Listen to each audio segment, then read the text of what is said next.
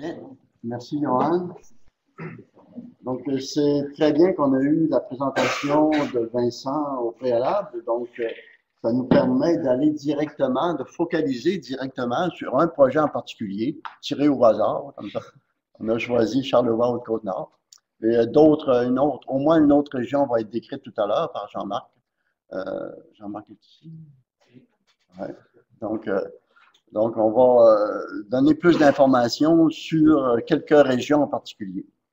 Donc, dans la région de Charlevoix-Haute-Côte-Nord, il y a une assez bonne équipe qui travaille là-dessus. Mon nom est en premier sur la liste. Je suis Alain Rouleau, mais en fait, la présentation elle-même a été en bonne partie préparée par les autres noms, les autres personnes qui suivent sur la liste. Et j'ai été désigné pour être le présentateur. Donc, je remercie Denis Germano, Marilyn Tremblay qui sont ici présents, Julien Water qui est absent, Mélanie qui est ici également, Réal Daigneault, un collègue professeur qui est absent également, Romain chez nous qui est absent aussi aujourd'hui malheureusement, et Patrick Simard aussi, qui il va venir cet après-midi parce qu'il a une affiche.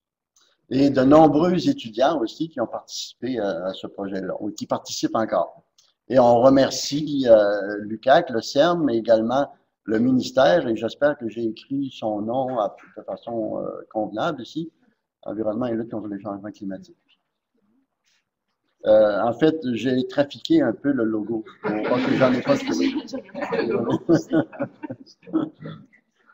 Donc, on va parler d'abord d'une mise en contexte assez rapidement, la géologie du territoire, quelques particularités qui amènent des défis régionaux, un survol de quelques méthodes de caractérisation, ensuite quelques projets de recherche, mais ne vous inquiétez pas, j'ai seulement une à deux ou peut-être trois diapos par sujet, donc je ne devrais pas dépasser ce qui m'est alloué. D'abord, une mise en contexte.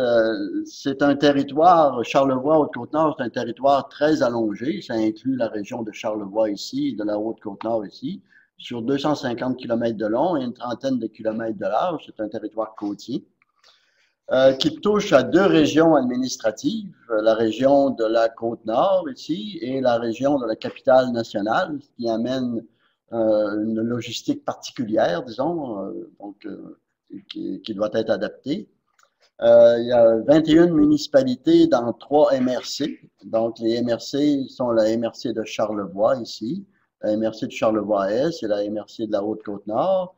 Et on travaille avec 2 OBV, l'OBV Charlevoix-Montmorency ici, pour le secteur Charlevoix, et l'OBV de la Haute-Côte-Nord pour la Haute-Côte-Nord. Donc, maintenant, la géologie du territoire. D'abord, le socle rocheux touche à 3 provinces géologiques. La province de Grenville, qui fait partie du bouclier canadien, qui couvre, je dirais, plus de 90% du territoire. Mais on a quand même des roches de la plateforme du Saint-Laurent, surtout dans les dépressions ici reliées à l'astroblème de Charlevoix. Et on a également des roches des lithologies des Appalaches, en particulier à l'île aux Coudres ici. Donc, on a une partie du territoire qui est insulaire, ce qui amène une problématique très intéressante. Une particularité, justement, est l'astroblème de Charlevoix, également ici, qui combiné à la province, au relief de la province du Grenville, qui nous amène un relief passablement escarpé, surtout dans le secteur Charlevoix, un petit peu moins dans le secteur de la Haute-Côte-Nord, mais ce sont des particularités, disons, du relief ou de la géologie du territoire. Pour ce qui est des dépôts meubles, le territoire a été affecté par l'invasion marine suite à la dernière glaciation, comme le mentionnait Vincent tout à l'heure. Sur l'ensemble du territoire, les dépôts meubles sont dominés par le til, surtout sur les hauts topographiques, mais également il y a de fortes épaisseurs locales de dépôts meubles, particulièrement dans des vallées profondes bien encastrées, reliées à l'astroblème ici, et dont la vallée de la rivière du Gouffre, qui est ici, qui débouche à Baie-Saint-Paul, et de la rivière Malbaie qui aboutit ici à la Malbaie. Et il y a également des terrasses et des deltas assez imposante de chaque côté de l'embouchure du Saguenay qui est ici. Donc, il y a le delta de Tadoussac ici et les terrasses de Métis qui sont dans le secteur de Baie-Sainte-Catherine ici, qui sont reliées à la paléogéographie du territoire lors de la dernière déglaciation. Et sur la Haute-Côte-Nord, il y a des plaines deltaïques qui sont passablement perméables, mais également des sédiments marins qui recouvrent ces dépôts-là sur une bonne partie du territoire et qui créent des conditions de confinement à plusieurs endroits. Donc, ceci pour la géologie du territoire. Maintenant, on va faire un survol d'un certain nombre de particularités et de défis régionaux. Une première particularité est que l'alimentation en eau des municipalités, dans 50% des cas, provient du roc fracturé et dans l'autre 50% provient des dépôts meubles. Dans la région, dans la MRC de Charlevoix, ou pour l'ensemble de la région de Charlevoix, l'alimentation en eau vient surtout du roc fracturé, alors que pour la Haute-Côte-Nord, leur alimentation en eau de puits municipaux importants est installée dans des dépôts granulaires. Donc, ceci nous amène, étant donné que ce sont les données de base existantes les plus fiables, ceci nous amène des caractérisations hydrogéologiques assez distinctes des deux milieux aquifères. Une autre particularité de la région ici, c'est une couverture inégale de certains types de données, en particulier les données ponctuelles ici, qui font en sorte que plusieurs secteurs sont pratiquement dénudés de données. Donc, il a fallu fournir des efforts particuliers dans ces zones de lacunes qui sont plus importantes finalement, même si ce n'est pas très bien illustré ici, qui sont plus importantes dans le secteur de la Haute-Côte-Nord.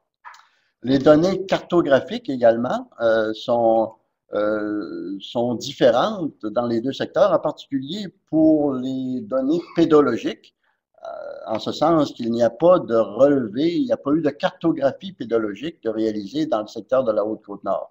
Il y en a ici dans le secteur de Charlevoix. Une autre particularité extrêmement intéressante est la présence de l'astroblème de Charlevoix. Donc, il y a eu un impact météoritique ici, quelques millions d'années après la formation des roches sédimentaires paléozoïques. Donc, l'astroblème date d'environ 250 millions d'années, je pense. Donc, et les roches, donc, je vous demande de me corriger si je dis des conneries, là, Marilyn et Denis. Et alors que les roches des basses terres du Saint-Laurent datent de 400 ou 450 millions d'années. Donc, un impact météoritique, d'un météorite très important dans le secteur, a complètement modifié le relief. Donc, cette structure est assez bien étudiée au point de vue géologique, au point de vue structural. Il y a de nombreux rapports géologiques, un certain nombre de thèses et de mémoires, mais par contre, il n'y a aucune étude sur les particularités hydrogéologiques que ce phénomène-là peut apporter, et ceci à l'échelle mondiale. Donc, ceci rend ce projet-là particulièrement intéressant pour nous. Donc, on l'a entrepris avec beaucoup d'enthousiasme, entre autres pour cette raison-là. Donc, ceci pour les particularités régionales. Maintenant, on va faire un survol de quelques méthodes de caractérisation. Cartographie quaternaire, donc ça a été fait dans plusieurs autres territoires, mais ça a été fait là aussi, en parallèle et à cause des projets PACES. Donc, la cartographie quaternaire qui n'avait jamais été faite là, a été faite pour la première fois par une équipe de l'UQAC avec l'Université Laval et pilotée par le ministère des Ressources naturelles. Donc, sur 14 feuillets topographiques, et ce qui a mené à une couverture complète du territoire, finalement. Donc, on a en quelque sorte uniformisé la couverture cartographique des dépôts meubles, tant dans la région de Charlevoix que dans la Haute-Côte-Nord, ce qui apporte une homogénéité régionale des données cartographiques, et ce qui constitue un apport majeur pour les partenaires régionaux, enfin pour nous, évidemment, pour le projet PACES, mais pour les partenaires régionaux, des OBV, des MRC, qui peuvent utiliser ces données-là maintenant pour des problématiques de risques géotechniques, d'érosion, de glissement de terrain, des problématiques agricoles également, en particulier sur la Haute-Côte-Nord, où il n'y avait pas de carte pédologique. Donc, cette carte-là va servir de carte pédologique. Merci, Myriam. Donc, aussi, une autre méthode de caractérisation des levées géophysiques qui ont été faites dans la plupart des autres projets PACES également. Dans la région de la Haute-Côte-Nord, disons qu'on doit s'en remettre à la géophysique un peu davantage qu'ailleurs à cause des lacunes importantes de données dans plusieurs zones du territoire. Donc, on fait des interprétations à partir de données de géophysique, des sondages, surtout des données électromagnétiques dans le domaine du temps. Donc, dans les 9 secteurs d'investigation localisés dans des zones de lacunes de données ponctuelles. Donc, et les interprétations sont toujours basées sur des sondages qui ont été faits dans des dépôts meubles par une méthode rotosonique avec l'équipe de l'INRS pilotée par Jean-Marc qui est ici. Donc ici, vous pouvez aller voir l'affiche de Patrick Simard cet après-midi. Je vous invite à aller la voir pour avoir plus d'informations sur cette méthode-là. Une autre approche qu'on a développée également, c'est d'utiliser plusieurs coupes stratigraphiques que l'on réalise un peu partout ça c'est une partie du territoire, pour améliorer la répartition des données, compenser la faible répartition des données numériques ponctuelles afin d'estimer l'épaisseur des dépôts de surface et la topographie du roc. Donc là aussi, il y a une affiche qui décrit cette méthode-là par Marilyn Tremblay. Donc, je vous invite à voir Marilyn et son affiche cet après-midi. Une autre problématique sur laquelle on s'est penché, c'est l'estimation de l'utilisation de l'eau. Donc, l'estimation des volumes d'eau souterraine consommés annuellement. Donc, on a fait une étude pilote dans une municipalité dans le cadre d'un stage par Isabelle Cyr-Parent ici. Donc, on a comparé des méthodes basées sur le protocole du GRIES. C'est un des nombreux protocoles que le GRIES a élaboré pour produire les livrables du PACES. Une autre méthode GRIES un peu adaptée au secteur du Saguenay-Lac-Saint-Jean.